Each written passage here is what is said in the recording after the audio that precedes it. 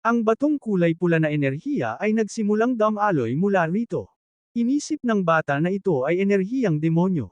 Isang sandali pagkatapos, mula sa mabulaklak na enerhiya, isang malaking imahe ng isang asong lobo na may tanikala ang lumitaw sa itaas ng ulo ng bata. Nagtigilan ang bata sa gulat. Hindi niya inaasahan na makakita ng ganitong bagay. Naalala ni Tiny na sa isang nakaraang buhay, dinala siya ng kanyang kasintahan sa kagubatan upang ipakita sa kanya ang mga mistikong nilalang na naninirahan doon. Ang mga mistikong nilalang ay mga nilalang na lumitaw nang magtipon ng kanilang mga organo ng mana. Sa loob ng ilang siglo, sumagot ang bata na hindi niya alam, ngunit sila ay nakatira sa labas ng Alheim. Ang mga espiritu ay isang bihirang phenomenon. Tumawa ang batang babae at sinabing tinawag ng batang lalaki ang mga kaluluwa ng espiritu ng mga hayop. Pagkatapos, tinanong siya at ipinakita ang luminous stone, kung alam ba niya kung ano ang asensya ng isang espiritu. Hawak ng kanyang kaibigan ang isang bato mula sa kung saan umaagos ang mga daloy ng berdeng enerhiya. Napansin ni Tiny na hawak niya ang isang spirit stone. Tumingin ang batang lalaki sa asong lobo at hindi maintindihan kung paano siya nakakuha ng ganitong mahahalagang bagay. Inilagay ng batang lalaki ang pansin sa mga kadena na nagpipigil sa hayop, at napagtanto niyang nasa kakaibang kalagayan siya.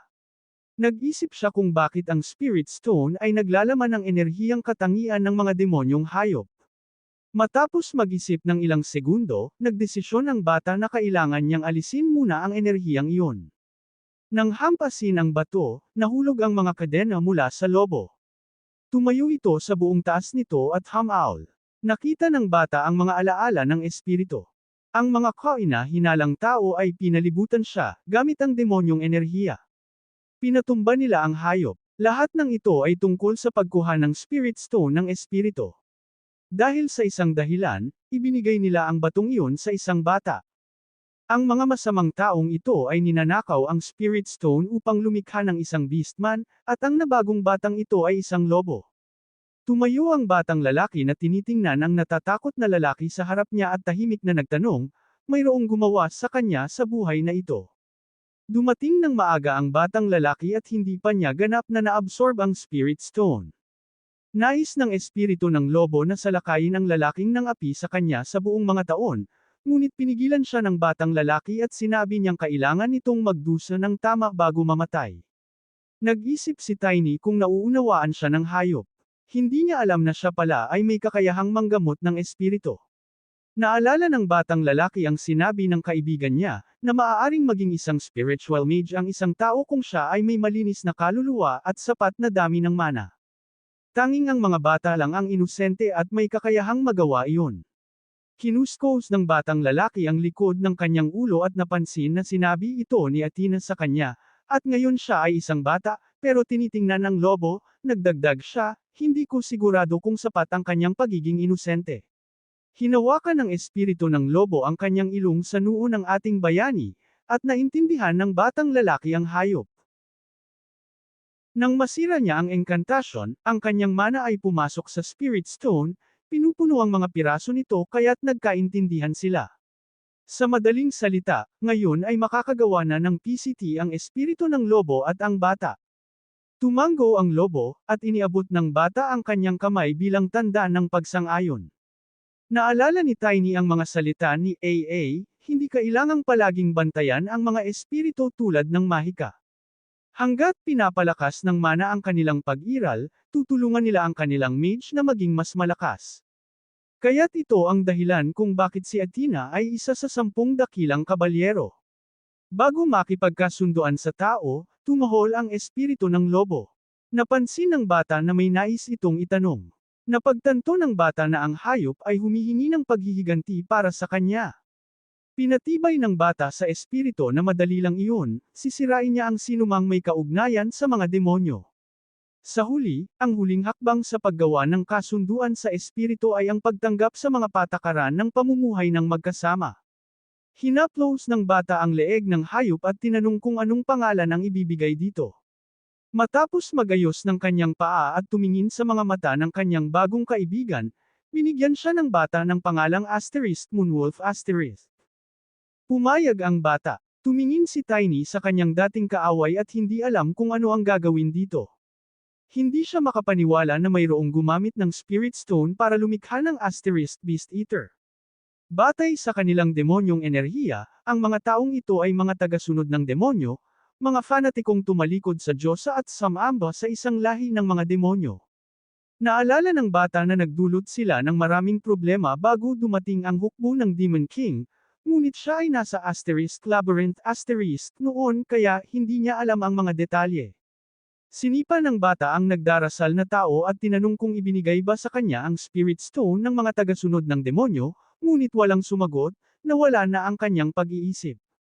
Sinubukan ng bata na gisingin siya, ngunit dumating ang tulong mula sa lobo. Tumahol ito ng malakas, at bumangon ang mata ng tao. Tinatanong ni Tiny kung nasaan ang mga tao na nagbigay ng Spirit Stone sa batang lobo.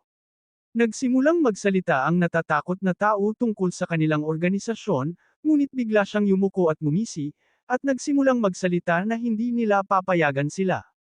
Isa lang siyang test subject. Sobrang lakas nila. At pagkatapos, sumabog ang lalaki. Nakasumpa siya kaya hindi siya makapagsabi ng labis. Parang narinig na ito ng bata noon sa kanyang nakaraang buhay. Naalala niya kung paano siya tinakot noon na darating ang organisasyon upang habulin siya. Hindi niya naintindihan ang mga sinabi noon. Matapos ang ilang segundo ng pagpapaisip, kumaway si Tiny at nagsabi na hindi siya ang mag-iisip pa. Tumingin siya sa butas sa pader at sinabi ng bata na sulit na ibalik sa kanila ang kanyang kinuha.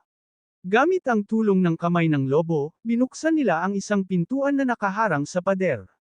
Pagbukas ng pinto, natagpuan nila ang isang imbakan ng mga yaman.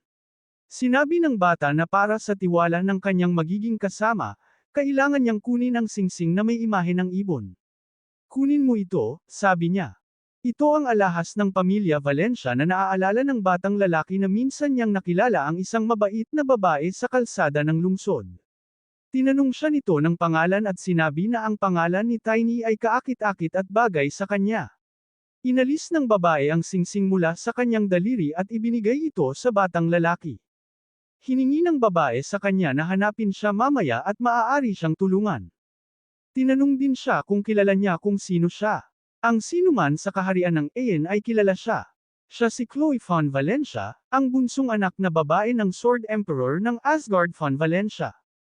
Kilala ang babae sa kanyang mga mabubuting gawa, kaya't tinawag siyang isang anghel. Dapat ay naging 16 na siya, at ganap na siyang adulto. Ang pamilya Valencia ay may tradisyon ng paglibot sa kanilang ari-arian sa edad na ito, nagdadala ng mga bulaklak sa bawat templo at nagpapakilala. Kaya sila nagkita sa Red Light District, isang lugar na tinukoy sa mga dokumento bilang pinakamalayong lugar sa Duce. Sa kanyang nakaraang buhay, hindi niya naibalik ang singsing dahil kinuha niya ang paghihiganti, na naging dahilan ng hirap niyang makakuha ng suporta, ngunit sa pagkakataong ito, iba na. Sa singsing, mas madali nang harapin ang Sword Emperor. Narinig ng batang lalaki ang mga ingay at sigaw mula sa ibaba at ngumingiti. Naisip niyang dumating sila sa tamang oras, mga saksi sa nangyari dito ilang minuto na ang nakalipas. Dinala nila ang isang lalaking nakasuot ng armor, at sinabi nilang ito ay gawa ng mana wielder. Habang ipinapakita nila kung ano ang nangyari, patuloy nilang sinasabi na ang bata ang may sala. Sabi nila na sa tulong ng lalaking ito, maaayos nila ito agad, tinatadyakan ang mga nakahiga sa sahig. Ang lalaking may armor ay bamulong na ganito ang paraan ng pangangalaga ng lobo sa kanyang mga nasasakupan. Ang lalaking iyon ay ang kapitan ng mga gwardya ng panlabas na kuta ng Fai. Naisip niya na maaari niyang gawing dahilan ang nangyari para taasan ang buwis. Tapos, isang bata ang nagsimulang bumaba mula sa hagdang-hagdang palapag. Ang mga tao sa paligid ay nagsimulang sumigaw na siya na. Tinanong ng gwardya kung siya ba ang nagdulot ng kaguluhan. Nang sumagot ng oo, mariing tinanong ng gwardya kung naisip ba ng bata kung ano ang kanyang ginawa. Tahimik na tinanong ng bata kung ano ang problema, tapos na niya ang pakikitungo sa brigand at wala itong halaga, at tinanong nila kung bakit sila narito. Huminto sa isang hagdang-hagdang palapag, sinabi ng bata na kung ang lobo ay nagbabayad ng maayos. Nagalit ang gwardya at nagsimulang magtanong, walang takot ang batang ito, sumigaw siya kung paano niya magawa iyon. Tumayo ang lalaki mula sa kanyang upuan upang hawakan ang bata. Napansin ni Tiny na ang kalaban ay isang tagagamit ng mana na hindi pa umabot sa pangalawang antas ng mana. Madali niyang pinigilan ang atake ng gwardya at naisip na kaya pa niyang talunin ito, ngunit nagdesisyon siyang limitahan ang kanyang sarili sa pagpapakita ng lakas. Hindi ito sulit na makipag-away kay Lord Phyllis ngayon dahil marami siyang mga kabalyero. Kailangan ng bata na pahintulutan ang gwardya na magdesisyon na umatras ng kusa. Nais muling umatake ng lalaki ngunit biglang lumitaw ang lobo sa likod ng bata. Nagulat si Captain Ram nang mapansin niyang ito ay isang espiritu. Ngumiti si Tiny, napagtanto niyang imposibleng hindi mapansin ito. Isang espiritu sa isang napakaliit na silid, at sinabi niyang kung kumalma ang mandirigma, maaari silang mag-usap. Sinabi ng bata na kailangang maging tapat. Wala namang pakialam ang mga gwardya kung anuman ang mangyari dito basta't pareho pa rin ang bayad. Sinubukang unawain ni Ram ang ibig sabihin ng bata, at sumagot ito na magbibigay siya ng pera kapalit ng lobo. Ang gwardya ay nagbago mula sa galit patungo sa awa at nagsabing isang hindi inaasahang alok mula sa isang bata. Tinanong kung ilang taon siya at ipinagsospek na siya ay nahalina ng mahika at naging bata. Sumagot ang bata na wala nang pakialam sa mahika, ito lang ay dahil ang lokal na lupaing ito ay kanyang tahanan at kilala siya ng marami sa mga mananakop dahil sa kanyang madilim na buhok. Nagtanong si Ram kung mayroon siyang 5 gintong yangs. Sa gulat ng kapitan, sumagot ang bata na nagbibiro lamang siya at malamang ay isang yang lang ang ibinigay sa kanya. Handang mag-alok si Tiny ng 1.5 yang. Nagngalit ang gwardya sa ganitong suhestyon. Sumagot ang bata na kung ayaw tanggapin ng lalaki ang pera, maaari silang maglaban dito at ngayon. Ibinalik ni Captain Ram ang kanyang talam sa kaluban at umiyak na ang mundo ay papunta na sa kapahamakan. Hindi makapaniwala ang bata na makakapagsalita ng ganun. Nang siya'y manghimasok, nagtataka kung ano ang sasabihin niya sa kanyang suhestyon, ang gwardya ay lumingon at nagtungo sa labas, sinabihan ng lalaki na magbayad sa tamang oras. Ang mga bandido na nagpasimula kay kapitan ay nagsimulang mang-abala, tinatanong kung iiwan na lang nila ito ng ganun. Itinulak niya sila palayo. Ibinigay ng bata ang pera kay Rem at sinabi na dahil nagbago na ang pinuno ng lugar, dapat ay ipakilala siya kay Lord Fields. Hiningi ni kapitan na ayusin ang isang pulong. Sumagot ang lalaki na ipaparating niya ang kahilingan, at binigyan ng babala ang bata na alalahanin na kung hindi siya magbabayad ng buwi sa tamang oras, mararanasan niya ang galit ng Panginoon. Ngumiti ang bata pagkatapos at nag-isip kung mangyayari pa ang susunod na koleksyon ng buwis. Binigyan ni Tiny ang natitirang mga bandido ng 1 oras upang tipunin ang gang at dalhin ang lahat ng kababaihan at mga pulubi na nagtatrabaho doon. Bawat minutong pagkalit, nangako siyang wawasakin ang isa sa kanila. Huling sinabi niya na kung may sinuman na magsusubok na tumakas, kanilang hahabulin ang kaluluwa at tatapusin sila. Nagmamadaling nagsipunta ang mga bandido upang sundin ang mga utos ng bagong lider. Habang tinitingnan ng singsing, sinabi ng bata na matatapos siya dito sa mas mababa sa 1 linggo. Idinagdag niyang inaasahan niyang makikilala si Duque Valencia. Dumating ang mga mensahero na hinihingal, iniulat nilang lahat ay naruroon na. Si Emma ay biglang lumabas mula sa karamihan at nagmadaling tumakbo patungo kay Tiny. Kinuha niya ang kamay ng bata at tiningnan ang mga sugat nito, tinanong kung siya ba ay muling pinagtulungan ng lobo. Sumagot ang bata na hindi iyon ang kanyang dugo at patay na ang lobo. Nagkaroon ng gulo sa karamihan, bumulong-bulong sila at sinabi na hindi ikatutuwa ni Lord Fesa ang nangyari, kaya't anong gagawin nila ngayon. Umupo ang bata at nag-isip na natatakot ang lahat, alam ng lahat na si Lord Fields ay may kustodiya sa lobo. Nagsimulang mag-usap ang mga tao na kung ipapakita ni Lord Fields ang galit niya at gamitin ang dahilan na laban sila sa kanya, ano na lang ang mangyayari sa kanya. Sumagot ang bata na ang rebelyon ay isang mabigat na krimen, kaya't anong mangyayari kay Lord Fields kung mapatunayan na niloko niya si Duque Valentos. Nag-uusap ang mga gwardya sa pasukan ng kuta, sinabi ng isa na hindi niya nakita si Sir Ram kamakailan, baka siya'y nagbakasyon. Sumagot ang isa na dahil sa nangyari sa mga invaders, siya ay pinatawan ng Probosayon. Isang grupo ng mga bandido ang nakipaglaban, lahat sila ay nagsabi na nakatagpo sila ng isang malaking lobo na halimaw na humahabol sa kanila. Ang dating leader ng gang ay naging hindi makilala at nawala ang lahat ng kanyang pera. Tinanong ng una kung anong koneksyon nito kay Kapitan Riam, sumagot ang pangalawa na tila nahirapan na siyang makipag-usap sa bagong leader ngayon. Nagreklamo ang mga bisita dahil sarado lahat ng establishmento, hindi kumikita ang lungsod kamakailan.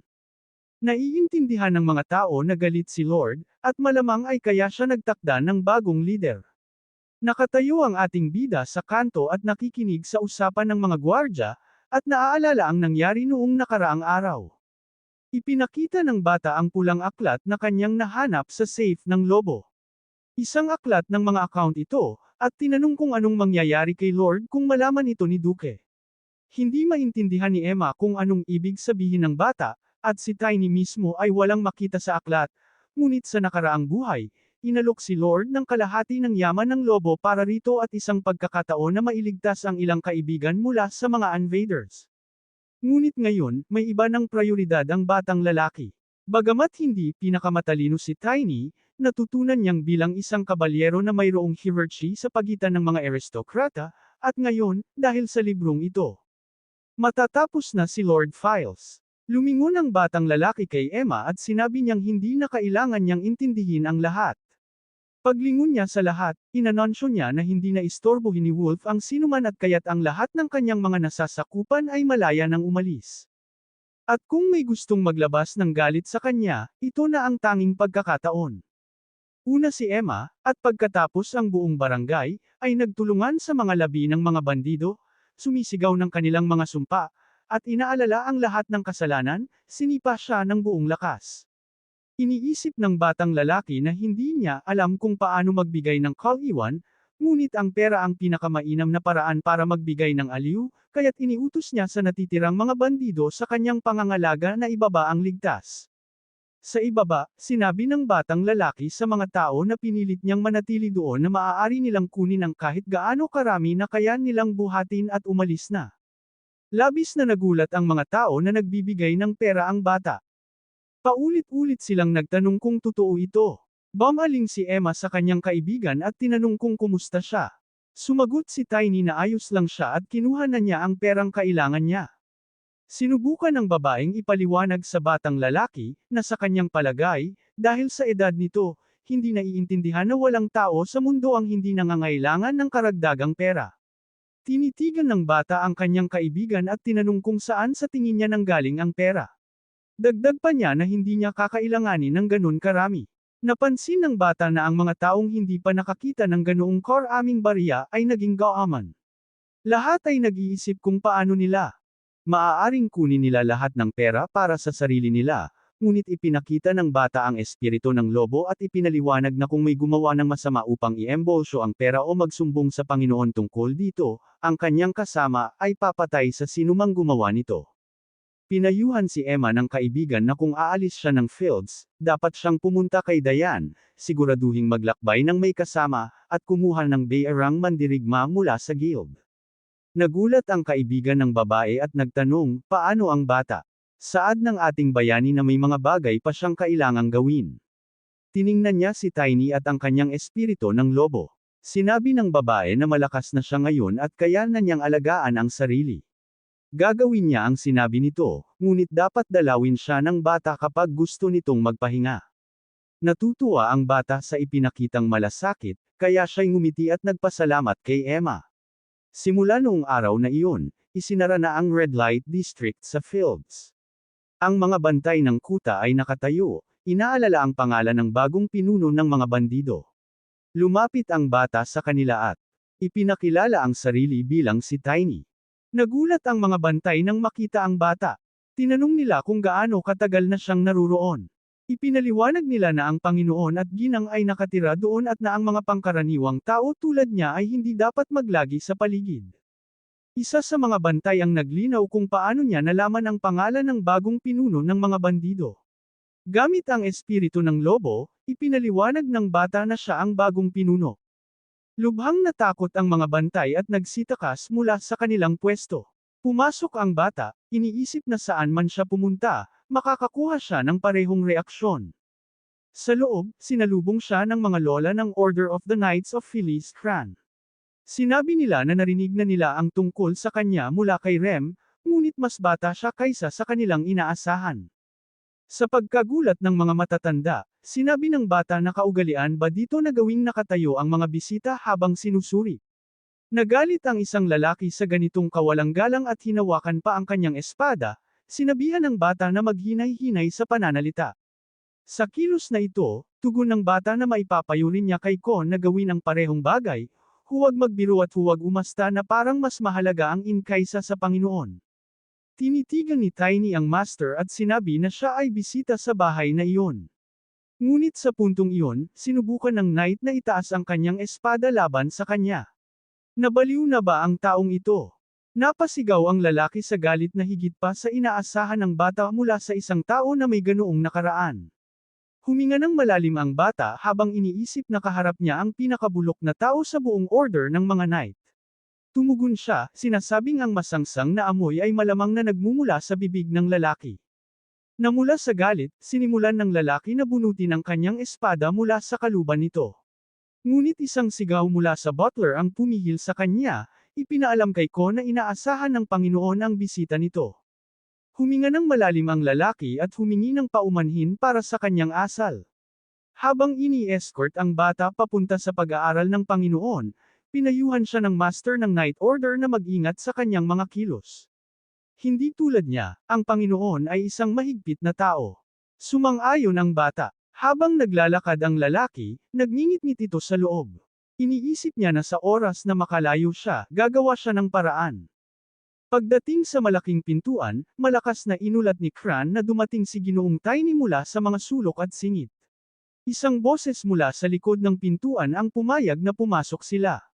Pagkatawid sa threshold ng silid, nagsimula ang bata na humingi ng tawad para sa, ngunit bigla siyang natigilan. Nakatingin siya sa lalaking nakaupo sa silya. Hindi siya makapaniwala na iyon ang Panginoon.